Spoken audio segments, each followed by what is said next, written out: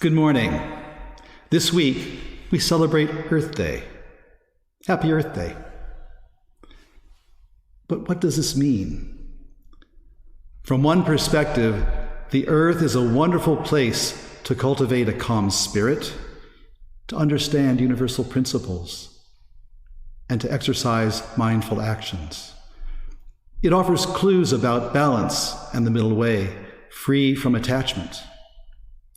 Every moment and everywhere is an opportunity to meditate, to explore our true nature, and to uncover and share unexpected graces. From another perspective, the earth is a speck, the size of an atom in the timeless and placeless fabric of the universe. Yet this speck and all that it contains reflects and embodies the truth. At times, these truths emerge as quiet whispers that I might not understand and appreciate for years. At other times, their impact is direct and immediate. My name is Dan Herr, and I'd like to share some reflections on Earth Day and two aspects of nature's graces. The following stories of transformation and interconnection continue to guide me towards a more balanced path. Each section begins with a brief passage from the doctrinal books of Won Buddhism. I'll begin with some memories of Earth Day. We could not live without heaven and earth. To practice by modeling oneself on heaven and earth is to show gratitude to heaven and earth. In the spring of 1970, I helped to organize the first Earth Day event at my high school. The entire school came out to celebrate and thank the earth. We listened to speeches from students, teachers, and invited guests. By noon, we made Earth Day banners and picked up trash across the campus and along the adjoining railroad tracks. That afternoon, groups of students, teachers, and parents traveled to pre-designated areas to clean trash from streams, waterways, parks, and roadways all across the county. While that first Earth Day was not considered a national success by the media, we were transformed, united and empowered by a common and noble cause. And through the years, I've grown even more passionate about sustainability and balance with the earth. Transformation. Since all things in the universe are precisely the transformation bodies of the Dharmakaya Buddha, every place we find ourselves, there is a Buddha, and all our acts are the Dharma of Buddha offerings. Light among the redwoods. While living in married student housing at the University of California at Santa Cruz, I enjoyed the morning walks through the old redwood forest to the lab. I used this time to think about theories and that day's research plans. On one occasion, the leaves were particularly beautiful and alive. A little further along the path, I stopped to enjoy a forest clearing that took my breath away. This place, I thought to myself, is where I want to be for a long time, outdoors and in nature. I thought how wonderful and freeing it would be to build an open-air pavilion here and to study and appreciate nature within this peaceful setting among the redwoods and overlooking Monterey Bay. But then dark thoughts arose. At that moment, I imagined 2x4s, one by one, next to each other, attaching to one side of the pavilion for protection. And as these timbers sequentially filled all four sides of the pavilion, the view became more and more limited. Eventually, the pavilion was completely sealed from the outside world, and I sat caged, imprisoned in darkness, with no view of nature. I said, "No!" And letting go of that image, I returned to the calm and peaceful clearing. What did this mean? Well, that morning I had been thinking about the meaning of scientific ideas and dogmas. I'd been growing increasingly concerned about how attached some of my professors and I were to certain theories.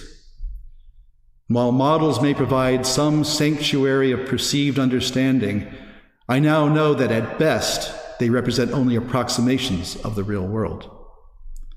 And more importantly, I realize that all human-constructed models are filters that can constrain our ability to see the truth in this place at the present time. My experience in the forest transformed my approach to scientific inquiry and turned it into a treasure hunt of unexpected discovery and neutral appreciation. Truth Whisperers. In June of 1968, after 8th grade, I traveled from Long Island to Fillmore, a little town in western New York, to help a family friend on their farm. And during that summer, I apprenticed on a dairy farm where I learned how to milk cows, clean the barn, fix fences, drive a dump truck, and calmly see and appreciate the land. The farmer reinforced in me a strong work ethic and hands-on problem-solving skills. On one occasion, I had just brought the last cow into the barn from the field for the morning milking. I remember the farmer frowning, for that cow was in labor and her calf presented in the breech position. When I asked about calling the vet, he said, calling the vet wasn't an option. They'd both be dead by the time the vet arrived. And without hesitating, he handed me a rope and instructed me to tie one end around the calf's feet, while he tied the other end to a winch that he attached to one of the posts in the barn. He said to me, "Now every time she contracts, we're going to pull to help her with the contractions." Well, you can imagine how my adrenaline was racing. After about 5 minutes, he yelled, "Catch!" And without thinking, I ran over and caught the calf in my arms before it hit the ground. They both survived, and that little calf bonded with me. I often think of that calf and that valuable lesson in hands-on problem solving. I remained on the farm once the school year resumed. At the time, this school experience seemed relatively uneventful.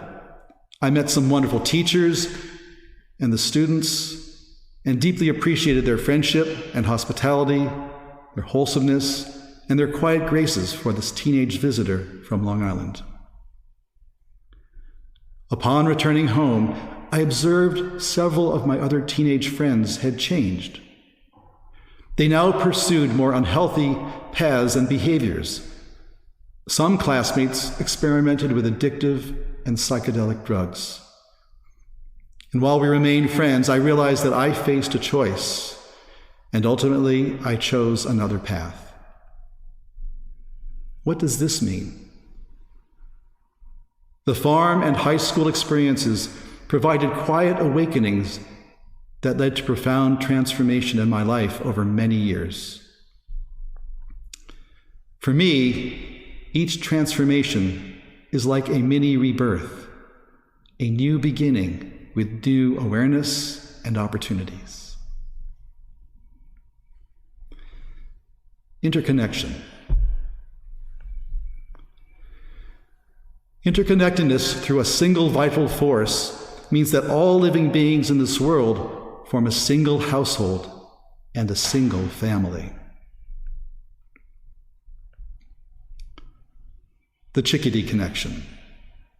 In the spring of 1963, while walking home from school through the woods, I came across a small tree with a young chickadee perched on one of its lower branches. The bird stayed in place as I approached the tree, and when I was about 2 feet away, I naively extended my hand, and it jumped onto my finger. As I studied its beak and feathers, I noticed that it was calm and looked at me in a curious and neutral way. and then our eyes locked. And all of a sudden, I became aware that this other life was also studying me. What does this mean? We are all interconnected. Nature is not just about the structure and shape of things, but more importantly, it's about our relationships with those things. And finally, the forest connection. We now know that a forest is a community of trees. And as I walk through the woods near our home, I appreciate the trees' linkage with each other through their fungal root connections and their interdependence upon each other and the local microbes. In fact, the elder trees in a forest share resources and establish safe environments for the different species of trees of all ages. The elder trees nurture sick trees by sharing nutrients. They also enable younger trees to find their own resilient growth paths over tens or hundreds of years. And through this interconnected network, dying trees can give back their resources to help strengthen the community. What does this mean? Truly vibrant communities thrive on a network of interdependent and diverse relationships. For me, nature is neutral and seeks an interdependent balance without attachments. In closing, let us begin each day with peaceful gratitude. May we uncover and nurture unexpected truths in each other. May we mindfully share small graces and thanks for nature's gifts. For each moment is the beginning and ending of a new Earth Day. Thank you.